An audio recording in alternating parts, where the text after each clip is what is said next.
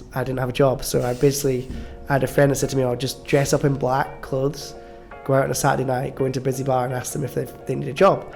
So I dressed up in a black t-shirt and black trousers and black shoes. They said, can you start now? And at that point, there was a big bucket of money on the bar every night, and we'd pour it out, and we'd all sit there with a staff beer and divide up the money. And tips have been important for me ever since. This is James Brown.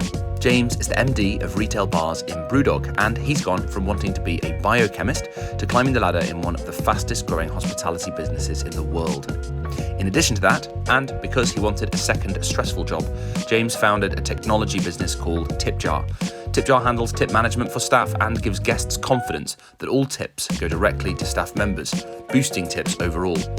I started by asking James, in a career of big steps, what was the biggest step up that he had made? It was the hardest, where I used to watch my area manager. So I ended up becoming the general manager of that venue that I was a bartender in. I used to see my area manager come in and I think, I just trying to drink coffee all day. It looks amazing. It looks like a really easy job. Anyway, I became an area manager, and I was blown away at how much harder it was than I thought. And I actually made loads of mistakes when I went from GM to area manager. I just tried to be the GM of the 8 sites I looked after.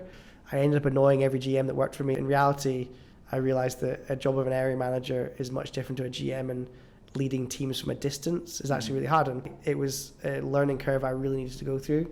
I also probably went through a stage where I used to get really stressed. Like, obviously, I now run bars around the world. Often people ask me, how do I sleep? Well, I don't really sleep very well, because at any one time we've got a bar open and trading around the world. So I get text messages, I get inbound stuff, and I used to get really stressed. And a boss at the time, a guy called Stephen King, who on G1, said to me one day, you look really stressed, you're like, you're gonna have a heart attack and you're only 28. And I was like, yeah, I'm just getting, it kind of like something that stuck with me. And I was like, God, I shouldn't be this stressed about a job that I really love. I still loved it at the time, but I was probably just, I was probably living and breathing the job a bit too much. Over the 6 years James has been there, Brewdog has grown from a handful of sites to over 50, now with international locations from places as diverse as the USA, Shanghai during COVID, India and Korea. I asked James why he felt Brewdog had grown so quickly. But I think the key one was ambition. Yeah. When I joined the business, it was like, after like week 3, it's like, how do we put a bar on the moon? You know, it's like that genuinely we want to put, like, if money and time and resource was no constraint, we'd be opening bars everywhere.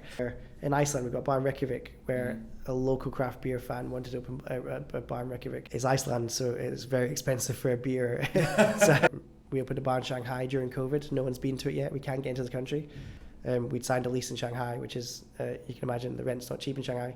COVID happened and they were open and we were closed. So while everyone was kind of not really doing much in the UK, or what, we were actually, our team were quite busy on Zoom. There was a point where we were trying to explain to Chinese staff members what a quiz was, and they just did not understand it. They did not. So a pub quiz, and so you finish work after work and you go to a pub, and you do a test, and they were like, well, you finish work and you want to relax and you do a test. Like, well, it's kind of like a test, but it's a fun test.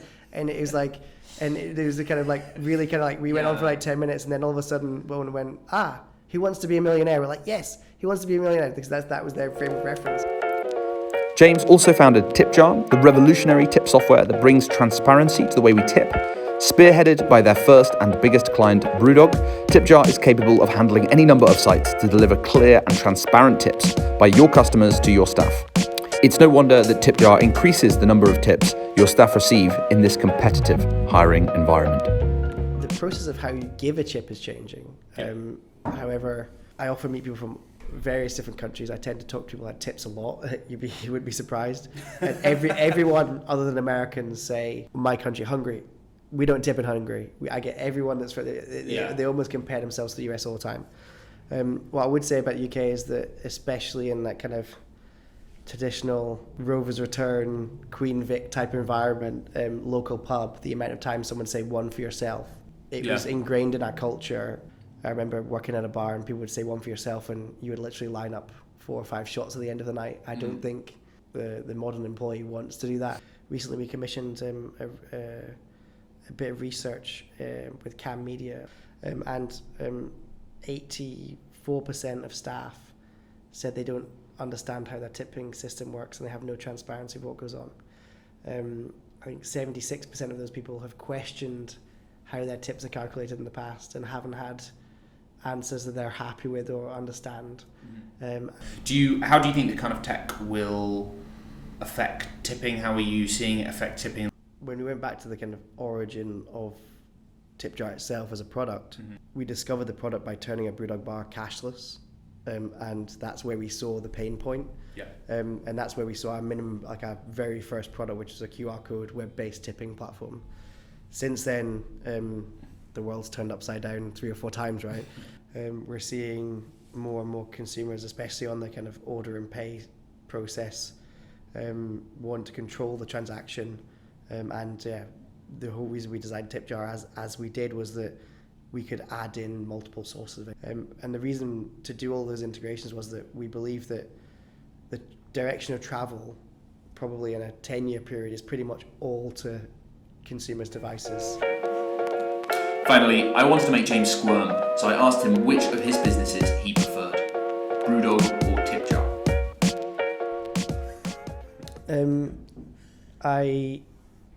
I'm going to be honest with you, and I've got to give you the answer. I can never not see myself being involved in running a day-to-day hospitality operation. I love the challenges that it brings. Like, I love it when things go wrong. More things go wrong in hospitality than technology. That's what I'm hearing there. No, not necessarily. I'm probably better able to fix it in hospitality than I am technology, because I'm sadly not a coder. I wish I'd learned. So the reason I started TipJar, it's never about money. It was purely about I started as a bartender in this industry. I went to university. I ended up getting a career in hospitality that I never ever planned to have. I found myself in a situation where many years on, I traveled the world. I'd met loads of great people around the world. I'd experienced cultures. I'd opened bars in Ohio and Brisbane, and I felt like I owed something to the industry that treated me so well to fix a problem. And no matter who's listening to this and whatever they think about tipping is a fundamental problem of how things work in the hospitality industry. Bringing transparency and fairness to that is something that I think I could spend my rest of my life dedicated to, because I'm really passionate about it. There'll come a time where, if both businesses are on a trajectory, there'll come a time where I have to make a decision. That would be a decision that's very, very difficult for me, because I love both businesses.